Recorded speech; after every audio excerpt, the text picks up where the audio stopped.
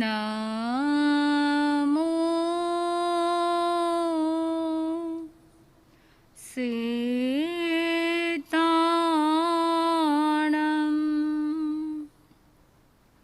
નમો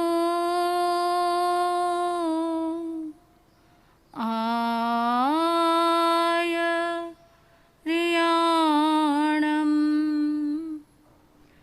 નમો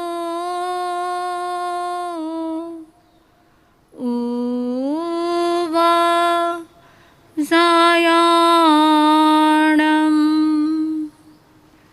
નમો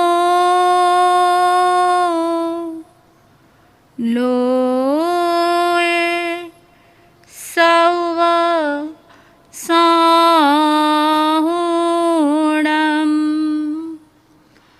એસો પંચનમોકારો serve પાવપણાસણો મંગલાણં ચ સૌવેસિં પડમં હવૈ મંગલમ. શાસનપતિ શ્રમણ ભગવાન મહાવીર સ્વામીને મારા ભાવપૂર્વક વંદન. અસીમ ઉપકારી પરમ ગુરુદેવ શ્રીના ચરણોમાં ભાવપૂર્વક વંદન. સર્વે ઉપકારી આત્માઓને મારા ભાવપૂર્વક વંદન.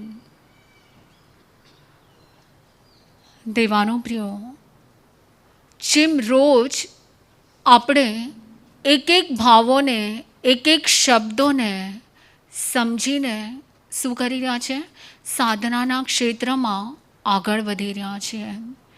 આ સાધનાનું ક્ષેત્ર છે ને એ યુદ્ધનું ક્ષેત્ર છે. એમાં આપણે આપણા અવગુણો સાથે યુદ્ધ કરવું જ પડે છે. અને અવગુણો સાથે ક્યારે યુદ્ધ કરી શકીએ છીએ? જ્યારે આપણે આપણા અવગુણોને જોઈ શકશું તો આપણે અવગુણોની સામે યુદ્ધ કરી અને અવગુણોને હરાવી અને પોતે જીતી શકશું. તો આજે એ જ એન્સાઇક્લોપીડિયા ઓફ જૈનિઝમમાં આગળ વધતા આજનો વર્ડ છે એ ફોર અનુપ્રેક્ષા. શું છે વર્ડ? એ ફોર અનુપ્રેક્ષા. અનુપ્રેક્ષા એટલે શું? પ્રેક્ષા એટલે જોવું અને અનુ એટલે પાછળથી. કોઈ પણ વસ્તુ, કોઈ પણ ઘટના, કોઈ પણ સ્થિતિને પાછળથી જોવી એને કહેવામાં આવે છે અનુપ્રેક્ષા. તમારી સાથે આખા દિવસમાં બહુ બધી ઘટનાઓ સર્જાતી હશે, બહુ બધી સ્થિતિઓ સર્જાતી હશે. કદાચ બધી જ સ્થિતિ તમને અનુકૂળ પણ હોય અને કેટલીક સ્થિતિઓ તમને પ્રતિકૂળ પણ હોઈ શકે. કેટલીક વ્યક્તિઓ તમને અનુકૂળ હોય અને કેટલીક વ્યક્તિઓ પણ તમને પ્રતિકૂળ હોઈ શકે. પરંતુ કોઈ વ્યક્તિ કે વસ્તુ મને અનુકૂળ છે કે પ્રતિકૂળ છે, મારા એની સાથે રાગ ભાવ છે કે મારા એની સાથે દ્વેષ ભાવ છે, એ તમે ક્યારે ચેક કરી શકશો?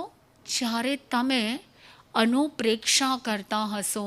એટલે અનુપ્રેક્ષા એટલે કોઈ પણ સ્થિતિ સર્જાણી પછી પાછળથી તમારા મનના ભાવો, તમારા વચનના ભાવો અને તમારા કાયાના ભાવો દ્વારા એ સ્થિતિને જોવી, એ સ્થિતિ ઉપર અવલોકન કરવું કે હમણાં જે મારી સાથે બન્યું એ શું બન્યું.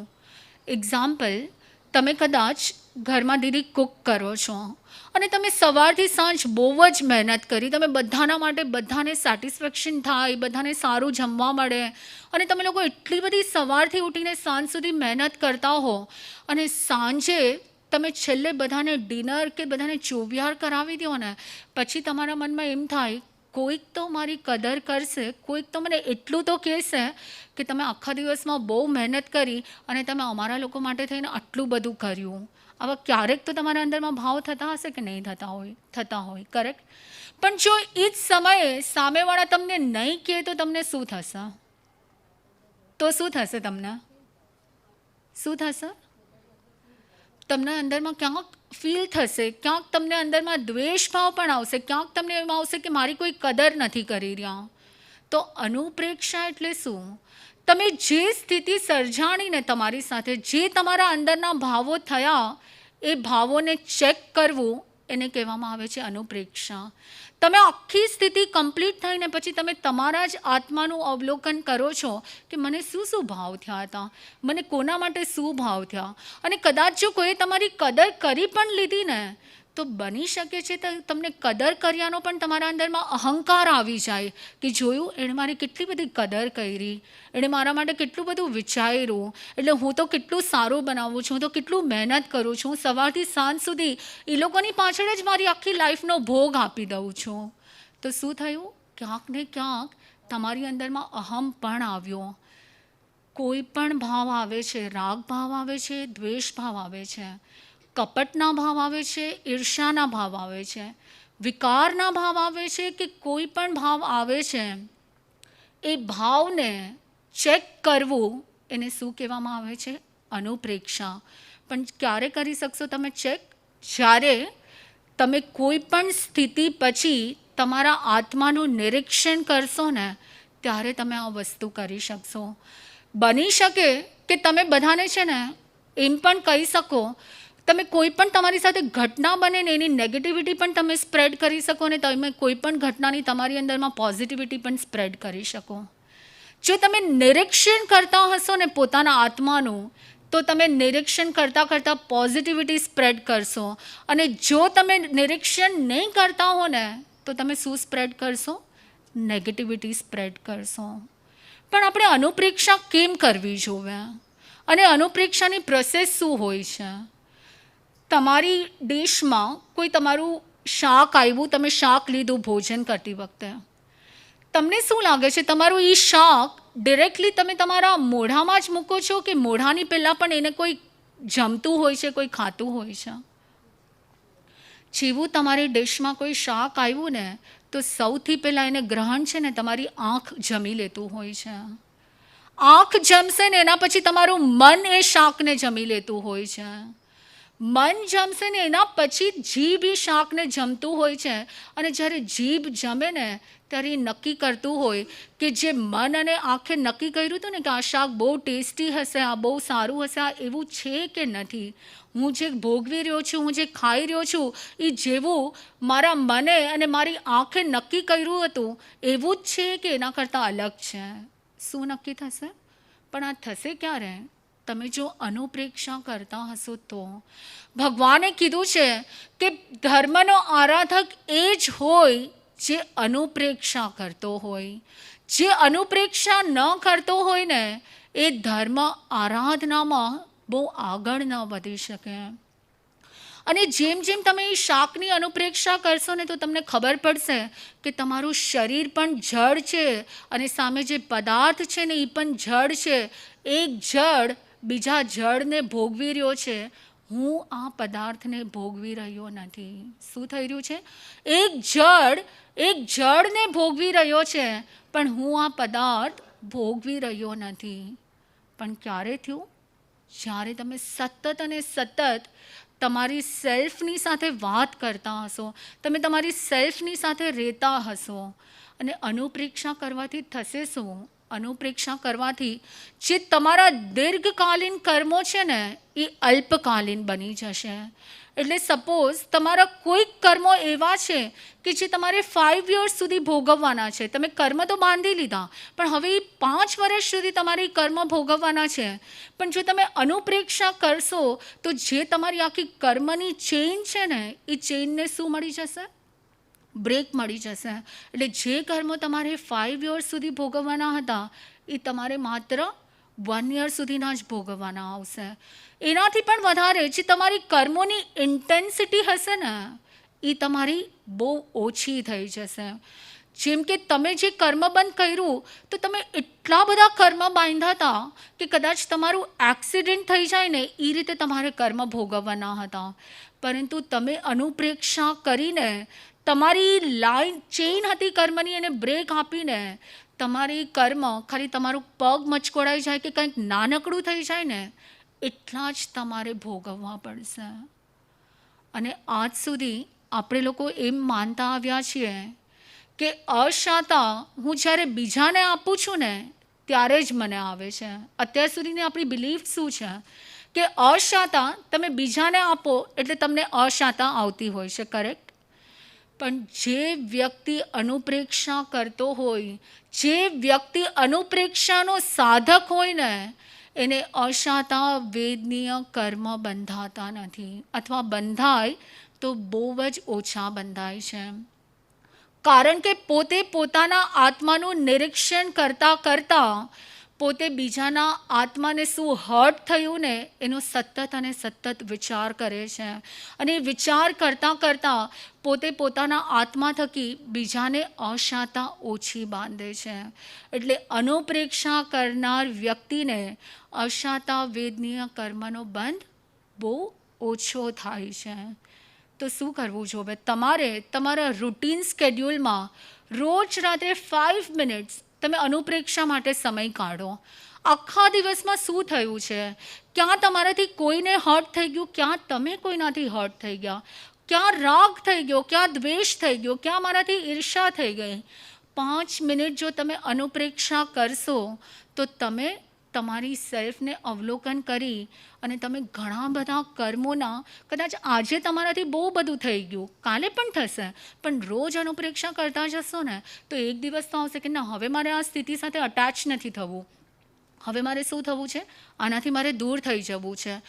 અઠવાડિયું, મહિનો, 3 months, 6 monthsમાં તો તમે એક એવા પ્રેક્ટિસ કરતાં કરતાં સાધક બની જાઓ કે અનુપ્રેક્ષા તમારી જ્યારે તમારી એક્ટિવિટીઝ ચાલતું હોય ને, તમારી ક્રિયા ચાલતી હોય ને, ત્યારે પણ તમે શું કરી શકશો, તમે જોઈ શકશો કે મારી અંદરમાં શું ભાવ થઈ રહ્યા છે. તો અનુપ્રેક્ષાને સમજીને તમારે અપ્લાય શું કરવાનું છે? રોજ રાત્રે 5 મિનિટ્સ તમે પોતે આખા દિવસમાં જે કર્યું છે ને એને તમારે ચેક કરવાનું છે કે મેં શું કર્યું છે, શું નથી કર્યું. નેક્સ્ટ વર્ડ અનુપ્રેક્ષા થઈ. અનુપ્રેક્ષા પછીનો નેક્સ્ટ સ્ટેપ શું આવશે? તમે કદાચ બધાએ અનુપ્રેક્ષા કરી લીધી, તમને ખબર પડી ગઈ કે હા હું રોંગ છું, ખબર તો પડી ગઈ, પણ રોંગ થયા પછીનો હવે નેક્સ્ટ સ્ટેપ શું? તમને ખબર પડી પણ ગઈ કે ના, મારી કદર કરી ને કોઈ મને પ્રેઝ કર્યું ને તો મને બહુ ગમ્યું અને હું અંદરમાં ને અંદરમાં અહમ વધી ગયો. પ્રેઝ નથી કર્યું તો મારામાં દ્વેષ વધી ગયો. તમને બધી ખબર પડી ગઈ.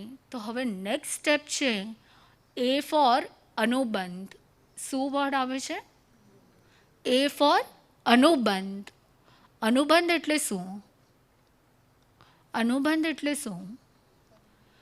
કર્મને બંધ કર્યા પછી તમને જેટલા પણ એક્સ્ટ્રા વિચારો આવે છે એ પર્ટિક્યુલર સિચ્યુએશન માટે, અને પછી તમે જેટલા એક્સ્ટ્રા કર્મ બાંધો છો ને એને અનુબંધ કહેવામાં આવે છે. એટલે કર્મ બાંધ્યા પછી જેટલા વધારે કર્મ બંધાયા કરે છે એને અનુબંધ કહેવામાં આવે છે. એક્ઝામ્પલ, કાલે ચંદ્રેશભાઈ, પ્રવીણભાઈએ છે ને ગુરુદેવની સામે આપને કહ્યું કે ચંદ્રેશભાઈ છે ને બહુ સરળ છે. કદાચ તમને આ ગમ્યું પણ હોય અને કદાચ તમને ન પણ ગમ્યું હોય, પણ તમને ગમ્યું જ હશે. પણ ગમ્યા પછી તમારા અંદરમાં ભાવ શું હતા? એ ગમ્યું તો તમારા અંદરમાં એ ભાવ હતા કે એ જે પણ સરળતા છે એ દેવગુરુ ધર્મની કૃપા છે. જો તમે એવા ભાવમાં હશો તો તમારો અનુબંધ કેવો હશે? શુભ અનુબંધ હશે.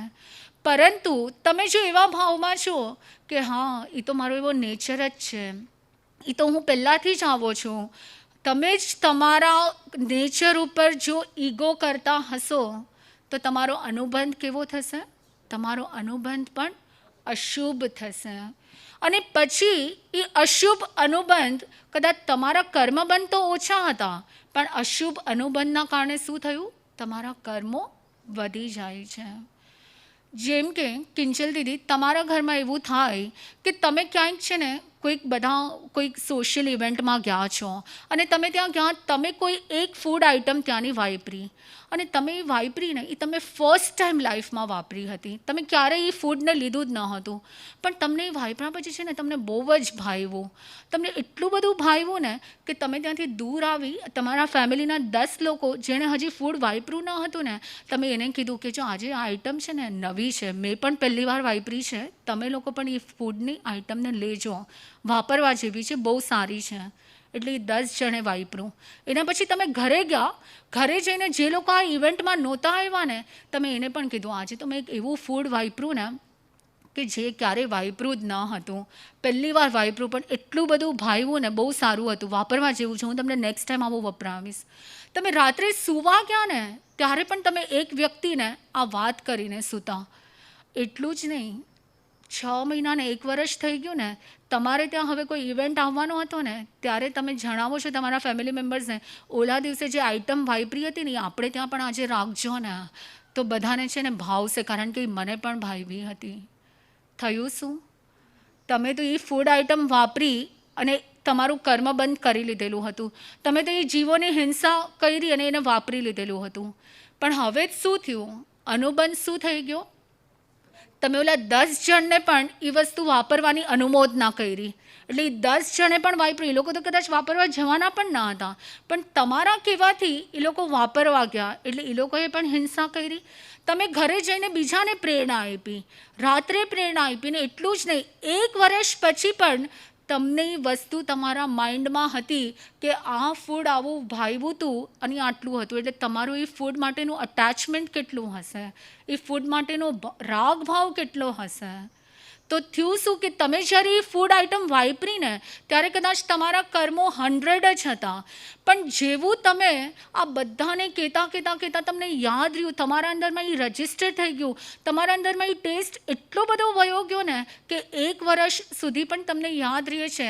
એટલે જે કર્મ ખાલી 100 હતા ને એ કર્મ શું થઈ ગયા? 1000 થઈ ગયા, પ્લસ પ્લસ પ્લસ પ્લસ થતા ગયા. શેના કારણે થયા? કોના કારણે થયા?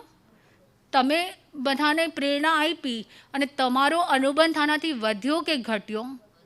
વધી ગયો તમારો અનુબંધ. એટલા જ માટે અનુબંધને કટ ઓફની પ્રોસેસ હોવી જોઈએ, કે જ્યાં તમારો અનુબંધ થાય છે ત્યાં તમારે શું થઈ જવું જોઈએ? કટ ઓફ થઈ જવું જોઈએ. તમને જ્યાં જ્યાં આવી સિચ્યુએશન લાગે છે ને કે, અને આવું ખાલી તમને લોકોને કહેતા નહીં, કેટલીક વાર તમારા મનમાં પણ થશે, તમે મનમાં ને મનમાં આ તો થયું નહીં, બહુ સારું થયું, આની સાથે ખરાબ થયું ને બહુ સારું થયું, એની મારી સાથે એટલું બધું ખરાબ બિહેવ કરે છે, એની સાથે આવું જ થવું જોઈએ, એની સાથે સારું થયું, એવા તમને મનમાં ને મનમાં પણ ઘણીવાર વિચાર આવી જતા હશે. તો મનથી પણ તમે ઘણીવાર કેટલો બધો અનુબંધ કરતા હશો. સિચ્યુએશન તો કદાચ 2 મિનિટની હશે, તમને તમારા ઘરમાં કદાચ તમારા મધર ઇન લોથી પ્રોબ્લેમ થયો કે તમને કોઈનાથી પણ પ્રોબ્લેમ થયો, તમારું પ્રોબ્લેમ 2 મિનિટનો હશે, પણ તમે તમારા ફ્રેન્ડને મળશો ને ત્યારે પણ કહેશો કે આજે મારા સાસુએ છે ને મારી સાથે આવું કર્યું. તમે તમારા પિયરે તમારા મમ્મીને કોલ કરીને કહેશો કે આજે છે ને મારા સાસુએ મારી સાથે આવું કર્યું. અને એ વ્યક્તિ તમને કાંઈક પાણીનો ગ્લાસ દેવા આવશે ને તો પણ તમને એમનાથી લેવાનું મન નહીં થાય. કેમ? કારણ કે તમારા અંદરમાં સિચ્યુએશન તો 5 દિવસ પહેલાં પૂરી થઈ ગઈ હતી, પણ તમારા અંદરની સિચ્યુએશન હજી જેમ હતી ને એમ જ છે.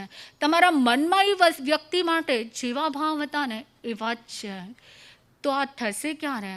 તમારે અનુબંધને શું કરવાનું છે? કટ ઓફ કરવાનું છે.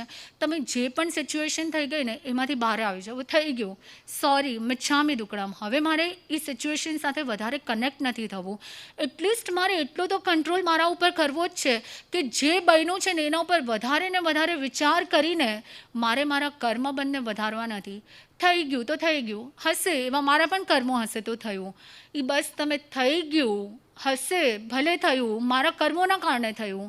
તમે જો આ 3 ભાવોમાં આવશો ને, હશે, થઈ ગયું, મારા કર્મોના કારણે થયું, અને તમે એને વાગોળતા નહીં હો ને તો શું થશે? તમારા કર્મબંધ અટકી જશે. પણ જો તમે એ સિચ્યુએશનને વાગોળતા જશો તો શું થશે? તમારા કર્મબંધ વધી જશે. તો તમારે શું કરવું જોઈએ? જ્યાં જ્યાં તમારી સાથે આવું થાય છે ને, તમે અનુપ્રેક્ષા કરતાં અનુબંધને સ્ટોપ કરો. પણ આ પ્રોસેસને તમારે તમારી પ્રેક્ટિકલી કરવી પડશે. પહેલાં અનુપ્રેક્ષા કરતાં કરતાં અનુબંધની સ્ટેપમાં આવો અને તમે કટ ઓફ કરો. ટ્રાય કરશો ને તો બહુ ઇઝી છે. તમારે તમારા મનને થોડું મારવું પડશે આ વસ્તુ કરવા માટે, પણ તમે ન કરી શકો ને એવું નથી. આ બધી નાની નાની સાધના છે, આમાં બહુ મોટું નથી. તમારામાં બહુ કરવાનું છે કે કોઈ તમારે કંઈ ધર્મ ક્ષેત્રમાં જવું પડે એવું છે? જો તમે અનુપ્રેક્ષા અને અનુબંધને કટ ઓફ કરતા હશો તો ધર્મ તમારા માટે 1 કલાકનો બનશે કે ધર્મ તમારા માટે 24 કલાકનો બનશે? તો તમારો ધર્મ 24 કલાકનો બની જશે. એવું નહીં થાય કે જ્યારે તમે અહીંયા આવો છો ત્યારે જ તમે ધર્મ કરો છો. તમે જ્યાં હશો ને ત્યાં પણ તમે ધર્મ કરી શકો ને એવું છે અનુપ્રેક્ષા અને અનુબંધનું કટ ઓફ. નેક્સ્ટ વર્ડ, એ ફોર આહાર. કયો વર્ડ છે? આહાર. આહાર કરવાની જરૂરત તમને, મને અને બધા જ જીવોને પડે કે ના પડે? બધાએ જ આહાર કરવો પડે. એવો એક પણ જીવ નથી કે જે આહાર વગર રહી શકે. તો આહાર એટલે શું છે? પોતાના શરીરને બનાવવા માટે અને શરીરને ટકાવવા માટે જે પૂતગલોને ગ્રહણ કરવા પડે એને શું કહેવામાં આવે છે? આહાર. શરીરને બનાવવા માટે અને શરીરને ટકાવવા માટે જે પૂતગલોને ગ્રહણ કરવામાં આવે એને કહેવામાં આવે છે આહાર. આહાર કેટલા પ્રકારના હોય? દરેક જીવના અલગ અલગ પ્રકારના આહાર હોય અને દરેક જીવની અલગ અલગ પ્રકારની આહાર લેવાની પદ્ધતિ હોય. કેટલા પ્રકારના આહાર છે? 3 પ્રકારના આહાર છે. એક છે સચિત આહાર, એક છે અચિત આહાર અને થર્ડ છે મિશ્ર આહાર.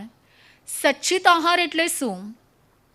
જીવ સહિતનો જે આહાર લેવામાં આવે એને કહેવામાં આવે છે સચિત આહાર. જીવ રહિતનો જે આહાર ગ્રહણ કરવામાં આવે કે જેમાં જીવ ન હોય અને જેમાં અચેત પૂતગલોનો આહાર ગ્રહણ કરવામાં આવે એ છે અચિત આહાર. અને જેમાં સચેત પણ હોય અને અચેત પણ હોય એ બંને જીવોનો આહાર ગ્રહણ કરવામાં આવે એને શું કહેવામાં આવે છે? મિશ્ર આહાર. તમે બધા કયો આહાર ગ્રહણ કરો છો? સચેત, અચેત કે મિશ્ર? સચેત, અચેત કે મિશ્ર? જેમ કે આપણે બધા ફ્રૂટ્સ અને વેજીટેબલ્સ પણ તમે વાપરતા હો તો તમે એ વાપરો તો એ સચેત આહાર કહેવાય કે અચેત આહાર કહેવાય? સચેત આહાર કહેવાય. જ્યાં સુધી એટલે તમે લઈ આવો છો અને તમે કટ કરો છો તો સચેત આહારનું પણ સેવન કરો છો. ક્યારેક તમે અચેત આહાર કે જેમાં જીવ નથી એવા આહારનું પણ ગ્રહણ કરો છો. તો જે મનુષ્ય છે તો મનુષ્ય શું કરે છે? મિશ્ર આહારનું, બંને આહારનું ગ્રહણ કરે છે. પણ આહારને ગ્રહણ કરવાની પદ્ધતિ શું હોય? તમે કઈ કઈ મેથડથી આહારને ગ્રહણ કરી શકો? તો એના માટે ભગવાને કહ્યું છે કે એક હોય ઓજ આહાર, એક હોય રોમ આહાર અને એક હોય કવલ આહાર. ફર્સ્ટ વર્ડ છે ઓજ આહાર. ઓજ આહાર. સેકન્ડ ટર્મ છે રોમ આહાર, રોમ. અને થર્ડ ટર્મ છે કવલ આહાર. જે કવલ આહાર છે એને પ્રક્ષેપ આહાર પણ કહેવામાં આવે છે. તો ઓજ આહાર એટલે શું?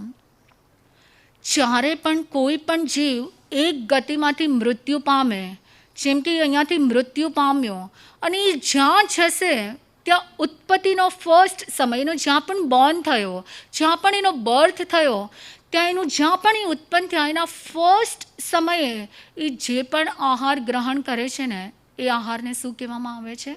ઓજ આહાર.